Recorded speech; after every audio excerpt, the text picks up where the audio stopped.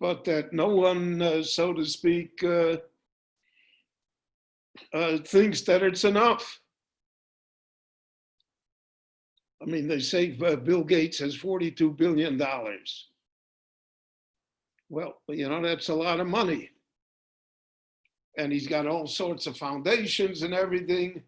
But at the end of the day, Bill Gates is interested in acquiring more wealth. And that's true of all human beings. We somehow are unable to overcome that. So therefore, it needs a barrier. It needs a limitation, because otherwise people will, part of the problem is people feel unfulfilled, feel frustrated. I made $1 million, I could have made 2 million. You hear that all the time from people, I could have. I could have bought all the Rechavia 20 years ago. The person may have more than enough to live on now, and in fact, he may be a wealthy person, and he may have provided for his children and grandchildren, but he still regrets that he didn't buy all of Rechavia 20 years ago. So what's the siog to that? What's the controlling factor? So Rabbi Akiva says an interesting point. Masros. Meiser is the tithe, the 10%. So there's halacha of Meiser Ksofim, that a person has to give a tenth of his income or his wealth. There are all sorts of different opinions in halacha how to judge this. But let's say 10% to charity, to good deeds, to noble causes. So why is that a break to wealth? In what respect? I never understood this, even though I have seen what all the Meforshim have said. And they say basically because the person will have to give Meiser, so the person becomes accustomed that the wealth is not his. Because wealth that I have to give away teaches me the idea that wealth that I have is, so to speak, not mine. Yeah, well, government can teach me that too, as it has in so many instances in human history. But I never found that to really speak to the soul of the problem. But then I met a few people, a few wealthy people. I met many, but I met a few that really made an impression on me. And one or two of them said to me in all sincerity, if I could make more money, I could do so much more good. I give charity. I help people. I give to causes, to Israel, to Torah, to good things. But if I were wealthier, there's so much more that I could do. So the man's intent is that his wealth is not for himself, but his wealth is for the good of others, for what he can do for others. And that's a noble idea that presents us with a very altruistic cause. Now, who thinks like that? Well, there are a few people that I say to you that I have met in my life who do think like that. Who think that the source of their wealth is God-given, so to speak, and that therefore should be devoted to noble causes, to great things that I can do. And if I acquire more wealth, so that's the siog, that is the fence, the barrier. It creates what my intent is.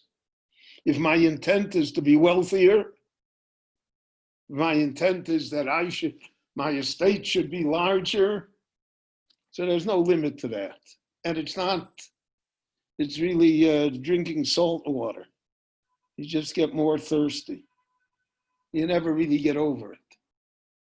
But if the intent has nobility to it, if the intent is masros, that I'm going to give more, I'm going to be a more valuable person, I'm going to be able to do greater things.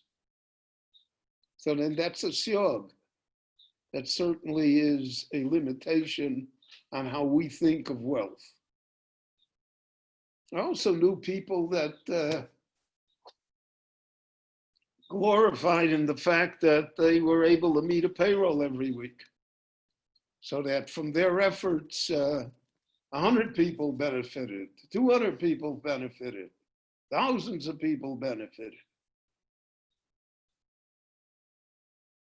And that is also has a nobility of idea to it. That through my wealth and my creativity and my good business sense, etc., look how many people can profit from it. Look at the opportunities that I give to others. So all of that is the siog. That is what raises us. That's what takes something mundane and easily corruptible and transfers it into the realm of holiness. And that's why the Rabbi Akiva said Masros. Meiser has a holiness to it, has a Kedusha to it.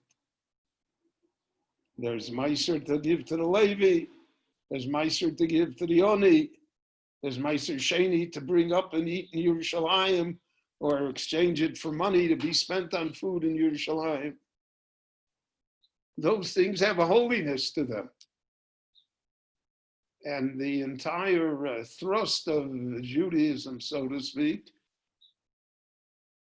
is to take what can be called profane or mundane or ordinary and transfuse it with a feeling of Kedusha, of holiness and eternity.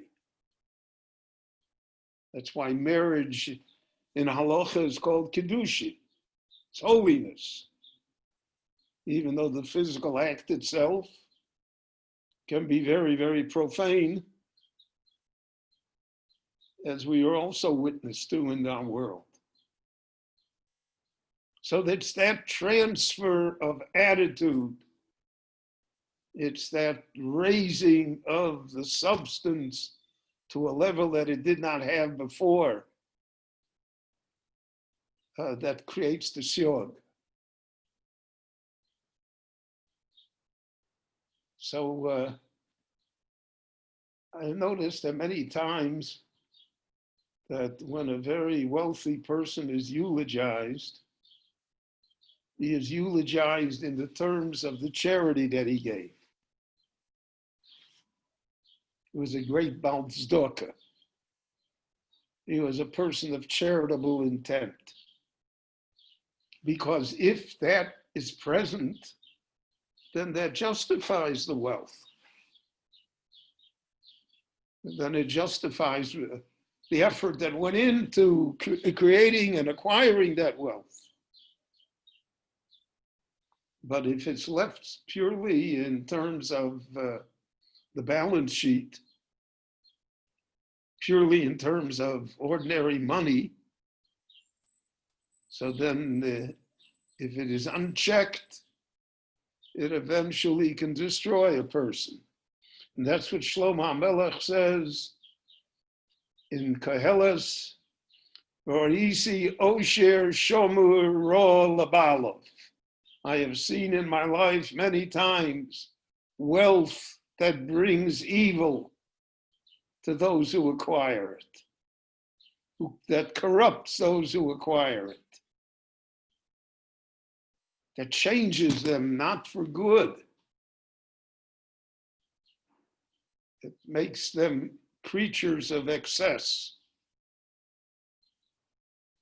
And there's a famous story that is told about the Chavetz Chaim, that he met a Jew on the street, and he asked him, wie geht es, how you doing? In friendly conversation. And the man said to him, Rebbe, it wouldn't hurt me if I, had another $1,000 a week. And the Chavetz Chaim answered him, how do you know it wouldn't hurt you? I've known many people that at a certain level of wealth, they're wonderful people. And then when they became more wealthy, something changed. It became Osher Shomer Labalov. Shomer Ra Labalov. It decreased the person instead of increasing him. So that's what Rabbi Akiva is talking about. The Gemara itself says that Rabbi Akiva was a very wealthy man.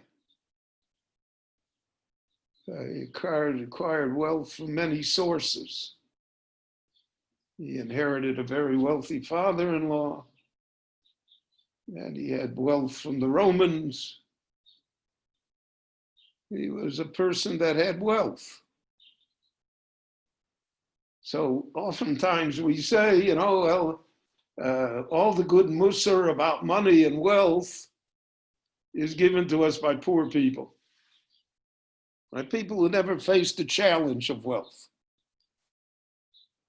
And therefore it's easy to say, you should do more, you should give more, you shouldn't be so taken up with it, etc., etc. But if they would have wealth, they wouldn't talk that way.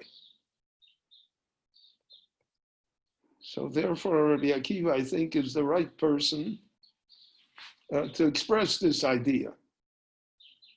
Because Rabbi Akiva himself is a very wealthy man. Now, there were Tanoim that were very poor. Rabbi Yeshua ben Hanania, who was one of the Rabbeim of Rabbi Akiva. So the Gemara tells us that he was a blacksmith. And he was very poor. And that the walls of his home were black with soot.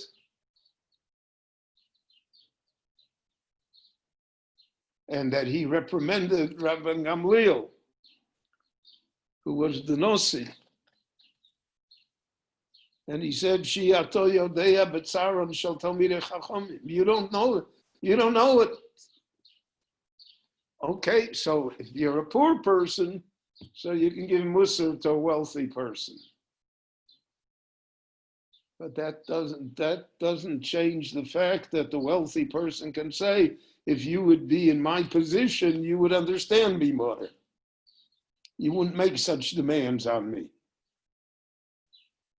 But now that we have someone like Rabbi Akiva, who also has great wealth, and he sets for us the boundaries of wealth, so then we can understand more deeply how correct the statement must be and what his real goal is, how to transfer the mundane to the holy, and what can potentially corrupt the person into something that would elevate him. Then he says,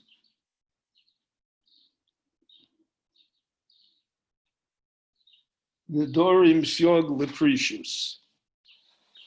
Nedorim are vows that a person takes upon oneself. And precious is the, I'm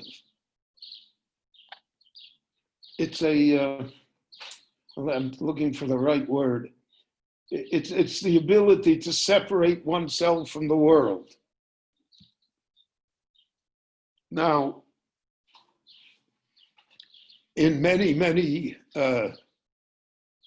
societies, there have been people who forswore this world. They left it. in Catholicism, the system of monks and monasteries, of convents, well established. And it's based on the group that existed in the land of Israel in the end of the Second Temple times, the Essene, the Essenes, the people of the Dead Sea Scrolls, the people of Qumran, who lived a lonely, celibate, isolated life. They don't want to have anything to do with the world. They don't want to contribute anything.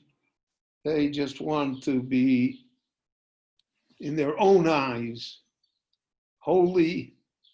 And they say holiness can only be achieved by separating oneself from such a contaminated world. So we don't do anything. We're not engaged in society. We're not engaged in the betterment of the world.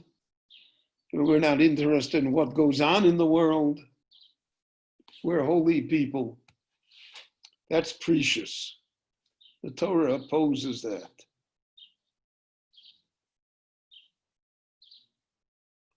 Now, that's not to say that there aren't individuals that may be a way of life for them, and that they are cut out for it. But generally speaking, that's not the Jewish way of life. The Jewish way of life is Asher Boro Elohim La'asos.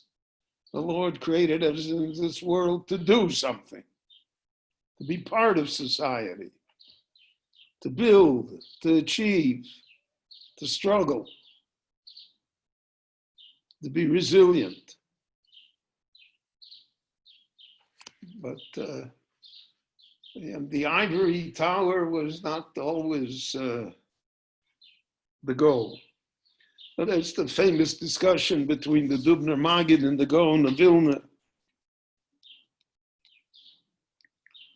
The Gaon had the Dubner Maggid, Rabbi Yaakov Krantz, come visit him before Elul, Rosh Hashanah, Yom Kippur.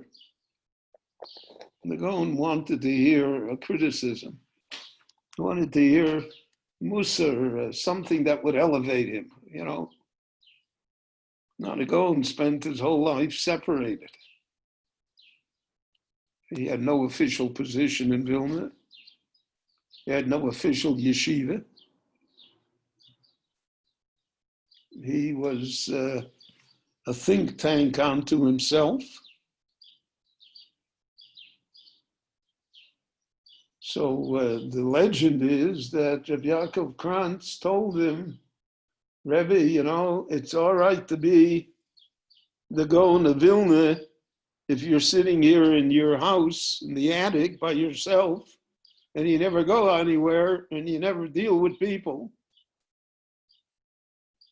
Let's see if you can be a Gaon. Go on the fish market in Vilna and see what kind of Gaon you are there. So the legend is that the Gaon wept. And he took the criticism to heart. The Dubner Maggid had said that it's a kunz. Then it's an accomplishment. But the Gaon said to him, but who says I have to be a kunstmacher? Who says I have to do that? So the debate remained open. And it remains open until today with a lot of people. There are a lot of great scholars, great Talmidei Chachomim that are private unto themselves, that take no public role and no public responsibility. The fact that they are unknown to the public.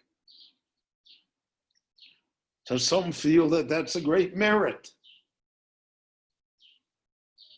They say about Rabbi Yaakov Chalap, who was the Rav in Shari Chesed in our neighborhood.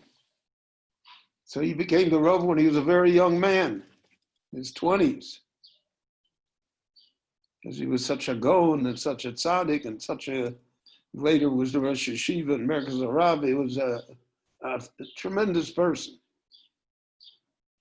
But they said that when he was installed, his mother said she regretted it because now, until now, he was private and nobody knew about him. Now that he's going to become public, other problems will descend upon him. So it's always a balance here. It's not black and white. And it also depends upon the personality of the person. There are people who are cut out to be a porish. Now in Litte, in the 19th century especially, and in the 18th and 19th centuries, there were groups of people who were called Prushim. In fact, they're the ones that founded most of the Yishuv HaYoshon in Yerushalayim. They were called Prushim because they simply abdicated everything else in the world and devoted themselves to Torah and to goodness. But you can't take the whole Jewish people and put them in that category, because we are built to accomplish, to achieve, and to help others. And you can't do that if you are restricted being Prushim. So Nedorim, the example of vows, is the fence to that. Person takes a vow for a reason. Gemara says, "Aroeh sota b'kukula yazir atzur min hayayim." He saw the unfaithful wife, and he saw the disaster that had brought upon the family. So he took upon himself a vow he won't drink wine. Meaning he won't get involved in questionable circumstances. He won't live on the edge. There are a lot of people who like to live on the edge.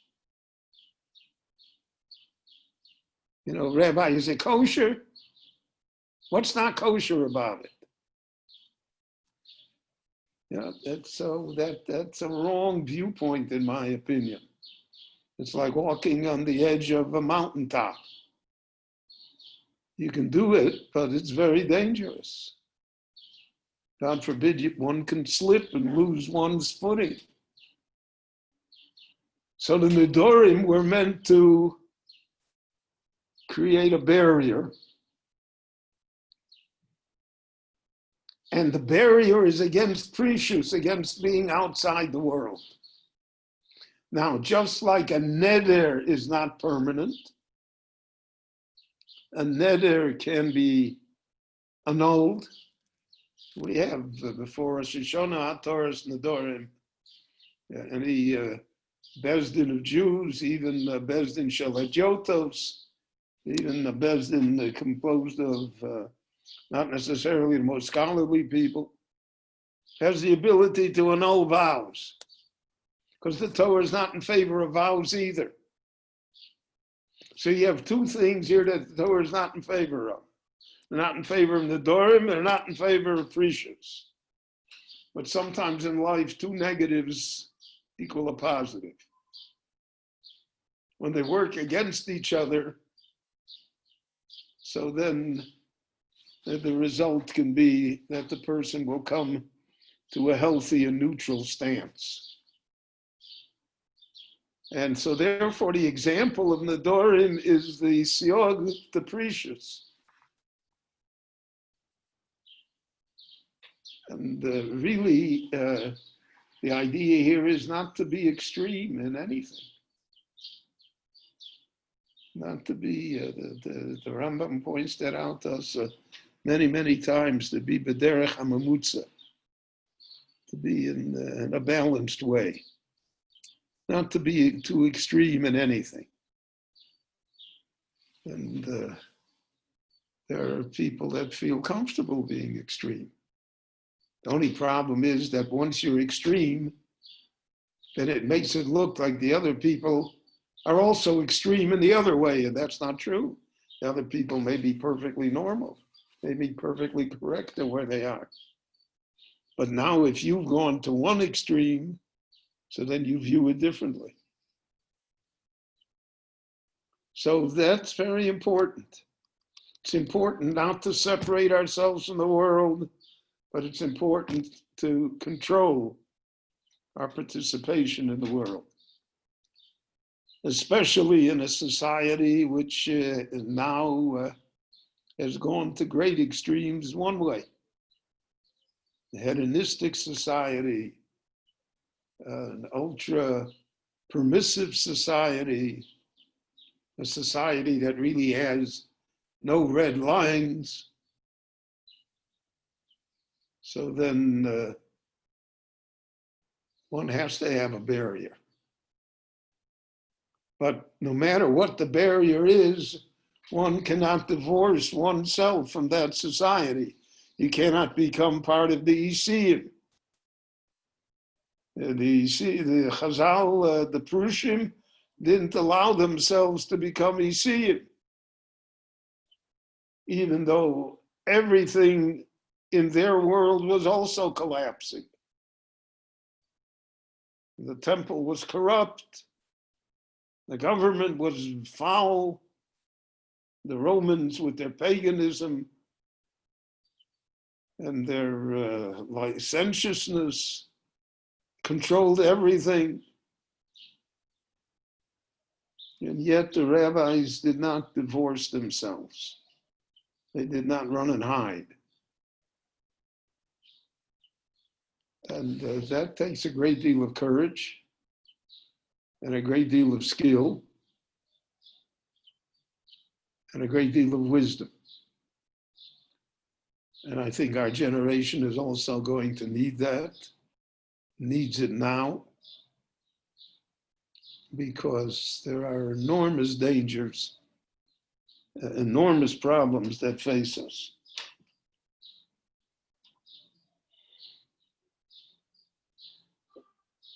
Now he says a great statement, Siog lachochma shesika. Wisdom, knowledge. Chochma here is knowledge. Tvuna is wisdom. Chochma is knowledge.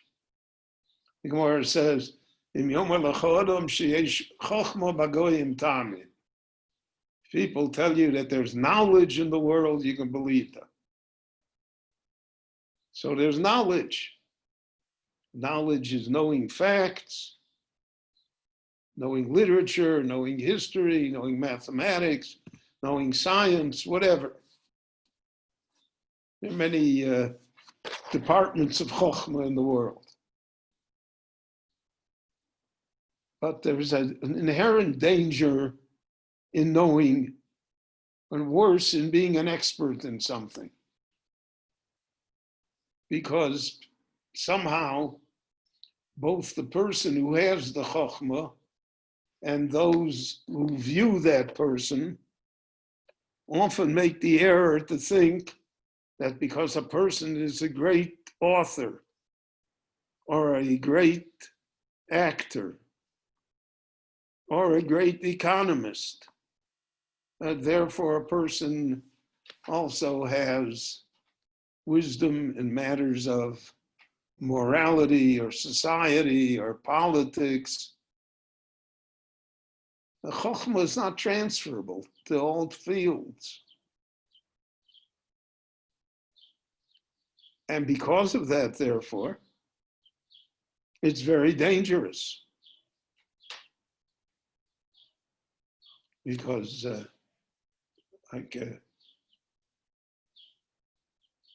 Einstein knew physics, the greatest physicist of the 20th century. Does that make him an expert on anything else? Probably not. But nevertheless, whatever Einstein said carried gravitas, carried weight with it, much more than someone who doesn't know physics. And that's true in every area of Chokhmah. So how do we control Chokhmah? So Rabbi Akiva said, Shsika, silence. So there are many interpretations here. The interpretation that I'm giving you now is that just because you know a lot of science or you know a lot of chemistry or physics doesn't mean that you know how to run a government or what the country's economic policy should be, or what the task of leadership really entails. That's your wisdom is not transferable to other subjects. I heard a very good interview with a cartoonist by the name of Dilbert, who in the United States was a very popular cartoonist. And he's an iconoclast. He's has a very jaundiced eye on events. He's never politically correct. But he made a very good point. He said there are people who are expert in one thing and in one thing only. He says there are people who are not expert in one thing, in anything, but they are people who have knowledge of one subject and another subject and another subject, and they have life experience, and they have a balanced outlook on life. He said, I'd rather be governed by the one that does not have any expert opinion, but has a stack of knowledge in many subjects, than to be governed by someone who is an expert. And I think that's borne out over and over and over again. The other interpretation of Siog LaChochma Shesika is very simple. Wise men say foolish things. Abraham Lincoln, in one of his debates with a political opponent, when he was running for Congress as a Whig in 1846, so his opponent had made a long-winded speech about what he was going to do in Congress and why he should be elected, etc. Then Lincoln got up and in his withering way said, you know, until you got up there, I only thought you were a fool, but now you have confirmed it beyond a doubt. Many times, wise people say foolish things. Regrettable things. So the Siog LaChochma, the fence to wisdom, is to be able to be quiet. You know, when I grew up as a child, so it was all still Eastern European, Yiddish-speaking people. So if you asked a parent, let's say he had a child that was 2 years old. So he asked him, has your child begun to speak yet, to talk? So they never answered yes or no. They answered, you know, until now he has not said one stupid word. Nitkenei narishavort. Which meant that until we get the power of speech and are able to speak freely, so that, so to speak, is a golden age yet. because we do not say foolish things. So the Siog Lachokma Shesika, to be able to be quiet, to be able to withhold comment, to be able not to be hasty. And all of that is very important.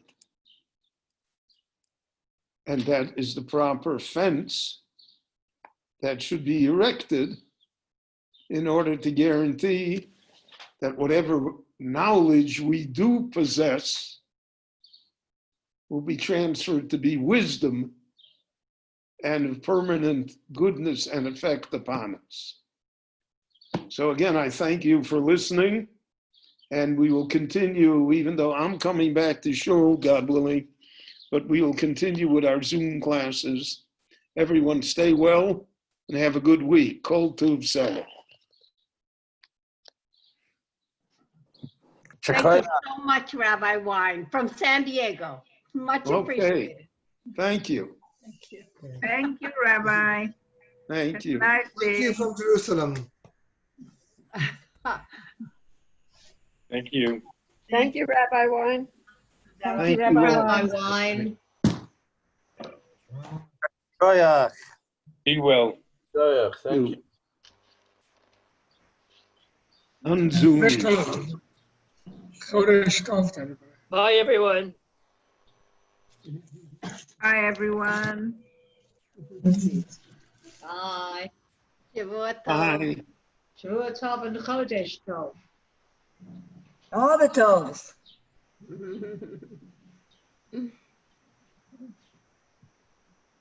Morty. What do I do now? Morty, unzoom me. Bye, Rabbi.